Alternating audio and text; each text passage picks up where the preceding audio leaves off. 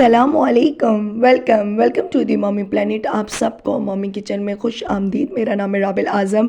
तो mommy planet में मैं आपके लिए लेकर आई हूँ बहुत ही शानदार सी रेसिपी। वो है मीठी टिक्कियाँ, रजब की टिक्कियाँ, स्पेशल टिक्कियाँ। अथेंटिक रेसिपी है, बिल्कुल स्किप आपने नहीं करना। 1.5 किलो मैदा लिया, इसको अच्छे से आपने छान लेना है। मेक श्योर कर लेना है कि इसमें कोई ऐसी चीज़ नहीं हो। 1 पाव देसी घी लेना है, देसी घी नहीं हो तो आप नॉर्मल घी भी ले सकते हैं। चीनी मैंने ली, चीनी ये थी 1.5 पाव। ठीक है, नॉर्मल घर पे चीनी मौजूद थी, मैंने इसको पीस लिया तो और इसमें इलायची डाली थी। 4 से 5 इलायची डाल के इसको अच्छे से आपने पीस लेना है। फाइन पाउडर भी नहीं बनाना, बिल्कुल मोटी मोटी भी नहीं रखना।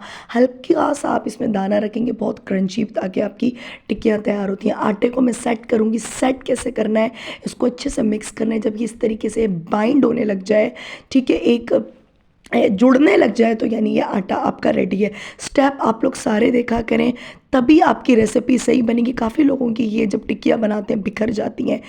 1 प्याला भर कर मैंने इसमें सफ़ेद तिल डाले हैं, ये आप लोग लाजमी डालें। एक तो सेहत के लिए भी अच्छे होते हैं और इसमें बहुत अच्छा टेस्ट आता है और अच्छे लगते हैं।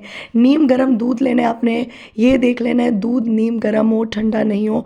इसको आपने सख्त सा आटा लगाना है, ठीक है, टिक्कियों का। तो इसमें उतना ही दूध डालिएगा कि ये बहुत ज़्यादा नरम भी नहीं हो।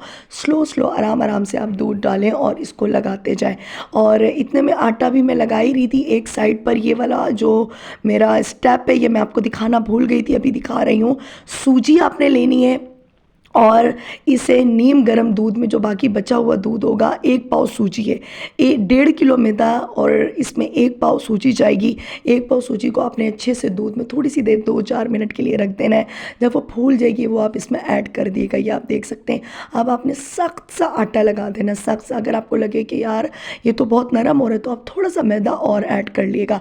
लेकिन ये मैंने आपको परफेक्ट रेसिपी दी है, बिल्कुल अच्छी आपकी टिक्कियाँ इंशाल्लाह बनकर तैयार होंगी। और आपने इसको तकरीबन 15 से 20 मिनट के लिए रेस्ट देना है। और आज आप लोग फसी को भी मिस कर रहे होंगे। फसी के एग्ज़ाम्स हो रहे हैं, दुआ करिएगा अच्छे एग्ज़ाम्स हों बच्चों की। तो आजकल बच्चे एग्ज़ाम्स की प्रिपरेशन में लगे हुए हैं, तो वो रिव्यू वगैरह नहीं दे सके थे। तो आगे की इंशाल्लाह नेक्स्ट वीडियो में वो ज़रूर आएंगे। तो अच्छे से आपने अपने काउंटर को साफ़ कर लेना। इस काउंटर पर मैं रोटियाँ वगैरह बनाती रहती हूँ, मेक श्योर कर लिया करें कि आप जहाँ पर कोई इस तरीके की खाने पीने की चीज़ बना रहे हो बिल्कुल साफ़ सुथरी हो। अच्छे से आपने इसको बेल लेना, जितना अच्छे से, मतलब आप बड़ा पेड़ा आप बेल लेंगे आपके लिए इजी होगा, उतनी सारी आपकी टिक्कियाँ बन के तैयार हो जाएंगी। बिल्कुल इवन एक तरीके से बेलिएगा, बहुत बारीक भी नहीं होना चाहिए, बहुत मोटा भी नहीं। बहुत बारीक होगा तो ये कड़क पड़ जाएंगी, अच्छी नहीं लगेंगी, और बहुत मोटी होंगी तो ये अंदर से कच्ची रह जाएंगी। और इस पॉइंट पर आपने फॉक से इस तरीके से इस पर छोटे छोटे से सुराख कर लेना। ये इसलिए करने हैं ताकि ये फूल ना जाए, पूरी की तरह फूल जाएंगे तो ये क्रिस्पी नहीं बनती। ठीक है, आप सारे स्टेप देखा करें, बिल्कुल भी वीडियो स्किप नहीं किया करें। और जिसने अभी तक चैनल को सब्सक्राइब नहीं किया तो प्लीज़ चैनल को भी सब्सक्राइब कर दें। फसी तो जब रिव्यू देते हैं तो बहुत अच्छे तरीके से बता देते हैं कि चैनल को सब्सक्राइब कर दें, बेल को ऑन कर दें, तो आप सारी चीज़ें कर लिएगा।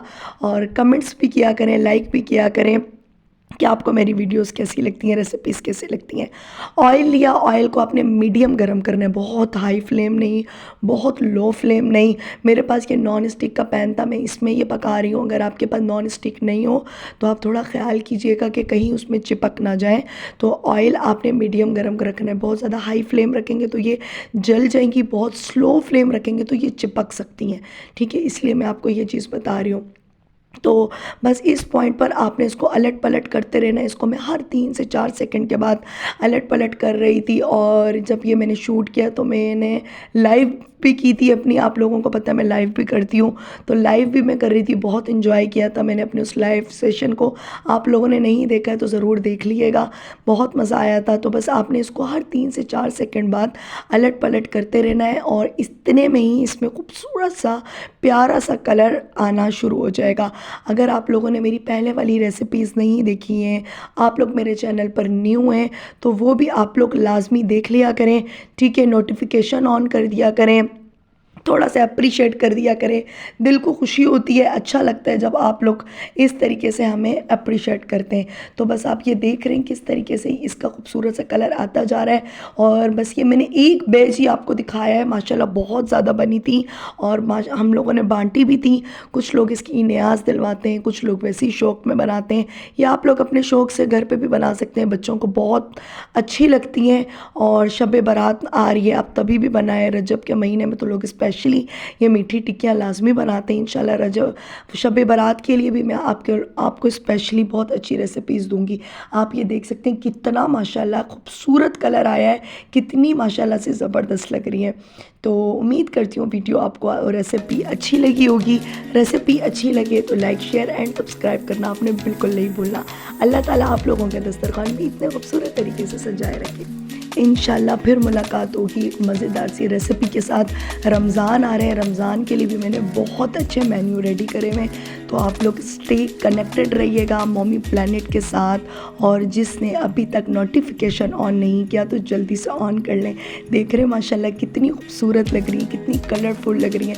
तो आप लोगों ने लाजमी बनानी है, बहुत क्रिस्पी और ऊपर से क्रिस्पी थी, अंदर से नरम थी। चलें इंशाल्लाह फिर मुलाकात होगी।